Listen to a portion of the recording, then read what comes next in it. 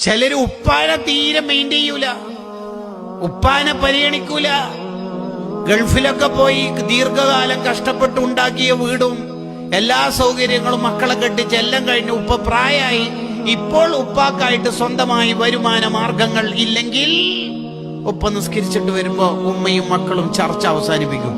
ഉപ്പ വരുന്നുണ്ട്, ബാക്കി പിന്നെ ചർച്ച ചെയ്യാം. ആ പാവത്തിന് എത്ര വിഷമുണ്ടാവൂലേ. ഉപ്പ പൊതുവെ കരയൂല, ഹൃദയം കൊണ്ട് അങ്ങനെ കരയും. എപ്പോഴെങ്കിലും കണ്ണിൽ വെള്ളം നിറഞ്ഞാലായി. എന്നെ ആർക്കും വേണ്ടാന്ന് തോന്നിപ്പോകുന്നവരാണ് നമ്മുടെ നാട്ടിലെ കൂടുതൽ ഉപ്പമാരും. ആർക്കും വേണ്ടല്ലേ.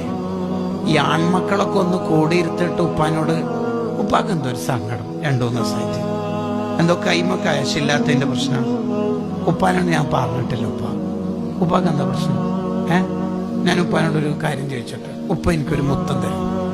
ശരിക്കും ഉപ്പ കരഞ്ഞു.